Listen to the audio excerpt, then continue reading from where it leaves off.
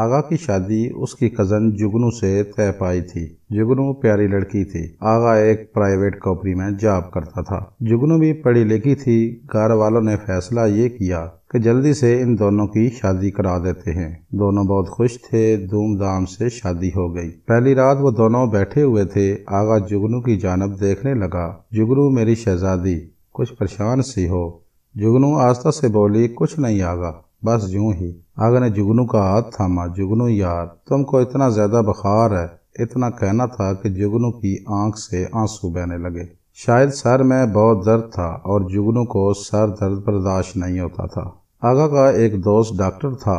آغا امی کے پاس گیا۔ امی جان، جگنو کو بہت تیز بخار ہے، وہ رو رہی ہے۔ اتنے میں ڈاکٹر بھی آ گیا، چیک اپ کیا۔ تھکن کی وجہ سے جگنو کو بخار ہوا تھا۔ میڈیسن وغیرہ دی، جگنو کو آرام کرنے کا کہا۔ آغا کی گود میں سر رکھا، لیٹ گئی۔ آغا آہستہ آہستہ جگنو کا سر دبانے لگا۔ جگنو سو گئی۔ آغا سر دباتا رہا۔ فجر کی اذان ہوئی۔ آغا اٹھا، نماز ادا کی، پھر جگنو کے پاس آیا، اس کے معصوم سے چہرے کی جانب دیکھنے لگا۔ اللہ پاک نے کتنا خوبصورت بنایا ہے نا میری جان کو۔ ہاتھ تھامے پاس بیٹھ گیا۔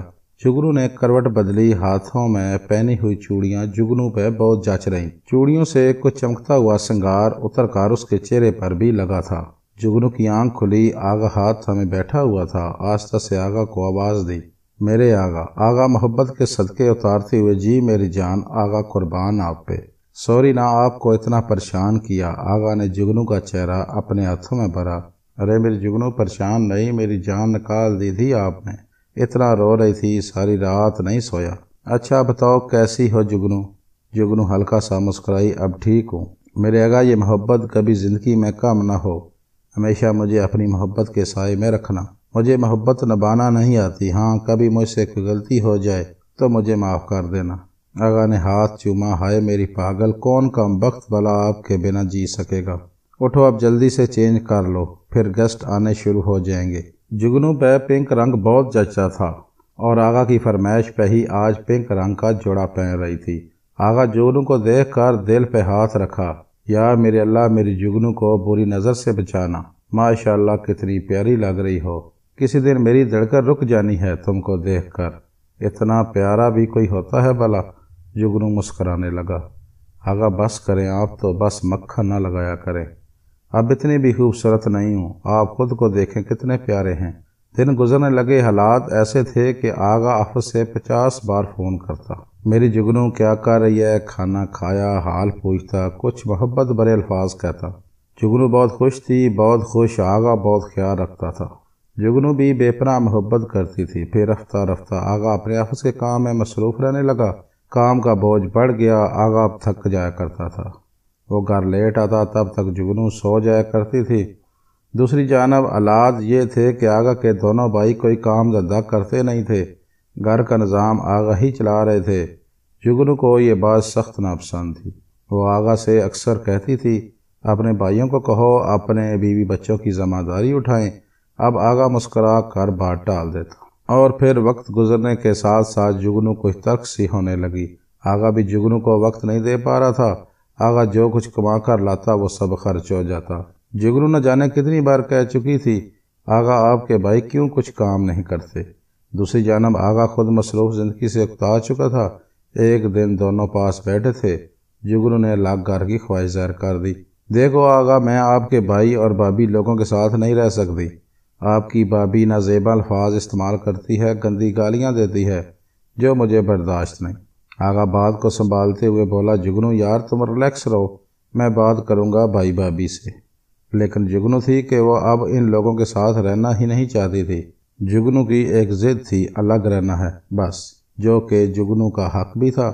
آغا اب اپنے بھائیوں سے کیا کہتا؟ آغا نے بہت سمجھایا، جگنو میں نے بھائی سے بات کی ہے، وہ کہہ رہے ہیں 1 سال تک اپنا الگ گھر بنا لیں گے۔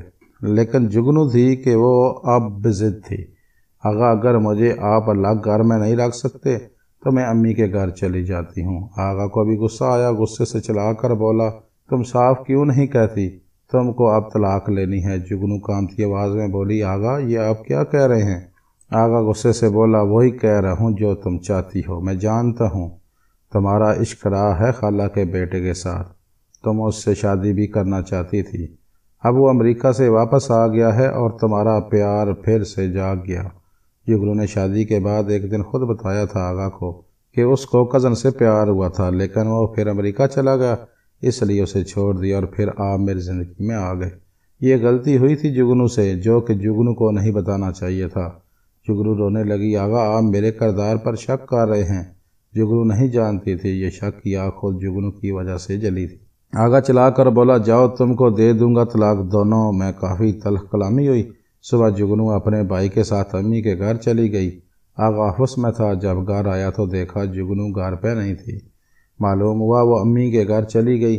بہت غصہ ہوا، دل چاہا ابھی فون کروں اور جگنو کو طلاق دے دوں، لیکن خاموش ہو گیا۔ باڑ میں جائے، اسے میرا خیال نہیں تو میں کیوں کروں۔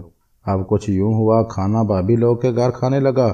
کچھ دن تو ٹھیک رہے، اب بھابھی بھائی لوگ بھی نخرے کرنے لگے، کبھی کھانا دے دینا، کبھی کہنا ختم ہو گیا ہے۔ ایک دن بڑی بھابھی نے کہا، دیکھ بھائی آغا، تم ہوٹل سے کھانا کھا لیا کرو، ہم لوگ سو جاتے ہیں اور تم لیٹ آتے ہو۔ اب رات 12 بجے ہم سے تمہارے لیے کھانا گرم نہیں ہوتا۔ یہ پہلی بار تھی آغا کو محسوس ہوا، اپنی جگنو جیسی بھی تھی، چاہے رات کے 2 بج جاتے، وہ میرے لیے کھانا گرم کر کے لاتی۔ دل چاہا جگنو کو فون کروں، اسے منا لوں، لیکن انا نے روک لیا۔ نہیں، میری مردگانی پہ داغ لگ جائے گا، خود گئی ہے خود ہی آئے گی۔ باڑ میں جائے، دن گزرنے لگے۔ اب آغا کھانا باہر سے ہی کھا کر آتا۔ ایک دن رات کو بھوک لگی، نوڈلز بنانے لگا۔ کہاں بنانے آتے تھے، کوشش تو کی لیکن ناکام ہو گیا، پھر بھوکا سو گیا۔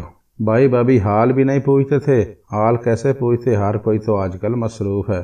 بڑا بھائی کہنے لگا، دیکھ آغا، وقت ضائع نہ کر، اگر جگنو نہیں رہنا چاہتی تو طلاق دے دو اور میری سالی کے ساتھ شادی کر لو۔ آغا خاموش ہو گیا، نہ جانے کیوں جگنو کا بچھڑا موت سا لگ رہا تھا۔ دوسری جانب جگنو کے بھائی بابا صاحب نے فیصلہ کیا، جگنو اگر اس کے ساتھ نہیں رہنا چاہتی تو ایک رشتہ ہے ہمارے پاس، جگنو کی طلاق کے بعد اسے رخصت کر دیں گے۔ جگنو بھی نہیں آغا سے جدا ہونا چاہتی تھی۔ میرا آغا مجھے ایک بار فون کرے، مجھے بس ایک آواز دے، میں آغا کے پاس لوٹ جاؤں گی۔ آغا بھی یہی سوچ رہا تھا، جگنو بس ایک بار مجھے چاہے، ایک میسج ہی کر لے، میں اسے لے آؤں گا۔ کچھ دن گزرے، آغا بازار میں کھڑا کچھ ضرورت کا سامان خرید رہا تھا۔ اتنے میں سامنے سے جگنو گزری، جو اپنی بھابھی کے ساتھ کوئی شاپنگ کرنے آئی تھی۔ جگنو کو دیکھتے ہی دل تڑپ گیا، سوچا اسے آواز دوں، سینے سے لگا لوں۔ جگنو کی اتفاق سے آغا پر نظر پڑ گئی۔ جگنو کا تو جسم کانپ گیا۔ آغا سامنے کھڑا تھا، داڑھی بڑی ہوئی، بال بکھرے ہوئے، کپڑے گندے سے، رنگ بھی پیلا پڑ چکا تھا۔ جگنو لپٹ جانا چاہتی تھی آغا سے، لیکن خاموش رہی۔ آغا نے نظریں ملائیں، پھر خاموشی سے چلا۔ دونوں ایک دوسرے کے ساتھ رہنا چاہتے تھے، لیکن بس ایک انا جس نے روک رکھا تھا۔ جگنو گھر جا کر بہت روئی۔ جگنو کو بخار ہو گیا، سر درد سے پھٹنے لگا۔ 10 دن گزر گئے، لیکن جگنو کی حالت سنبھل نہیں رہی تھی۔ بخار تھا کہ ٹھیک ہی نہیں ہو رہا تھا۔ جگنو کی چھوٹی بہن نے آغا کو فون کیا، بھائی آپ ہی 10 دن سے بہت بیمار ہے، نہ کچھ کھا رہی ہے نہ پی رہی ہے۔ آغا نے سنا تو محبت تڑپنے لگی، جلدی سے بائک سٹارٹ کی، جگنو کی جانب چل دیا۔ جگنو کمرے میں پڑی نیند بے ہوش تھی۔ دروازے پر دستک ہوئی، بھابھی نے دروازہ کھولا، دیکھا سامنے آغا تھا۔ سلام کیا، سب سے پہلے پوچھا جگنو کہاں ہے؟ بھابھی نے اشارہ کیا اوپر کمرے میں۔ آغا دوڑتا ہوا کمرے میں گیا۔ جگنو کا بھائی آغا کو روکنے لگا، جگنو کے بابا نے روک لیا، جانے دو اسے۔ جگنو کروٹ لیے لیٹی ہوئی تھی۔ آغا جگنو کی حالت دیکھ کر تڑپ گیا، بال چہرے پہ گہرے ہوئے تھے۔ کانپتے ہاتھوں سے جگنو کے چہرے سے بال ہٹائے، آہستہ سے آواز دی، جگنو۔ جگنو کے کانوں میں جیسے ہی آغا کی آواز سنائی دی، دل زور زور سے دھڑکنے لگا۔ آنکھیں کھولی، سامنے آغا تھا۔ آغا ماتھے کو چوم کر بولا، پاگل یہ کیا حالت بنا رکھی ہے، یہ کیا ہو گیا تم کو؟ جگنو نے ناراضگی میں منہ دوسری طرف پھیر لیا۔ آغا مسکرایا، آنکھوں سے بہتے ہوئے آنسو کو چوم لیا۔ جگنو کے پاؤں پر ہاتھ رکھا، کان پکڑ کر بولا، معاف کر دو جگنو۔ جگنو کی محبت خوشبو بن گئی، پل بھر میں آغا کے سینے سے لگ گئی، اب چیخ چیخ کر رونے لگی۔ آغا نے کمر پر تھپکی دی، میری جگنو بس میں آ گیا ہوں نا، بس میری جگنو۔ جگنو روتے ہوئے بولی، آغا میں نے مر جانا تھا آپ کے بنا، مجھے آپ خود سے جدا کر رہے تھے۔ آغا بھی اپنے جذبات پر قابو نہ رکھ سکا، روتے ہوئے بولا، جگنو تم کو کیا لگتا ہے میں تمہارے بنا جی سکتا ہوں؟ تم کو کیسے بتاؤں، ایک ایک سانس تمہارے لیے تڑپا ہوں۔ چلو اب گھر چلتے ہیں، کتنا خوبصورت ہوتا ہے نا یہ رشتہ بھی۔ جگنو جو پچھلے 10 دن سے بیمار تھی، آغا کے سینے لگتے ہی جیسے شفا پا لی ہو۔ آغا نے اپنے ہاتھ سے کھانا کھلایا، جو جگنو پچھلے 10 دن سے کچھ نہیں کھا رہی تھی، آج بریانی کی پوری پلیٹ کھا گئی۔ آغا کا ہاتھ زور سے پکڑے ہوئے بیٹھی تھی، کبھی آغا کا ہاتھ چومتی، کبھی شکوہ کرتی۔ آغا نے باہوں میں اٹھایا، چل میری جگنو، میری پیاری خوبصورت آنکھوں والی، اپنے گھر چلتے ہیں، آپ کے بنا گھر بے رنگ ہے۔ ہاتھ تھامے وہ جگنو کو اپنے گھر لے آیا۔ جگنو کو بتا رہا تھا، جگنو اپنا ہم سفر اپنا ہی ہوتا ہے، سب لوگ بدل جاتے ہیں، ہم سفر ساتھ نبھاتا ہے۔ جگنو نے کمرے کی حالت دیکھی، ہر چیز بکھری پڑی تھی۔ آغا کی طرف دیکھ کر بولی، آغا یہ کیا حالت بنا رکھی ہے؟ آغا مسکرایا، تمہارے بنا میں ایسے ہی بکھر گیا تھا۔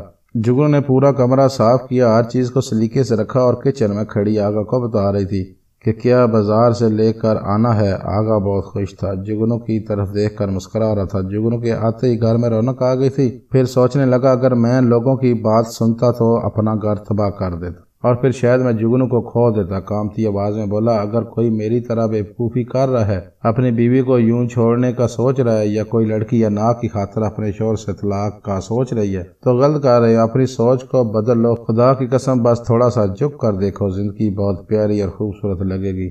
اپنی انا کو آگ لگا دو، ایک دوسرے کا ہاتھ تھام لو، ایک دوسرے کی غلطیوں کو بھول جاؤ اور اپنے ہمسفر کے پاس لوٹ جاؤ۔ اپنا ہمسفر جیسا بھی ہے وہ اپنا ساتھ ہے، سب رشتے بدل جاتے ہیں، ہمسفر ساتھ رہتا ہے۔ ایک دوسرے کے ساتھ گزارا وقت یاد کریں اور محبت کے پل یاد کریں، جائیں اپنا گھر خاک ہونے سے بچا لیں۔ اگر کوئی جگنو اور آغا کی طرح جدا ہو رہا ہے تو چھوڑ دیں نفرت کو، تھام لیں ایک دوسرے کا ہاتھ اس سے پہلے کہ بہت دیر ہو جائے۔ ایک دوسرے کو معاف کر کے آگے بڑھیں اور ایک دوسرے کے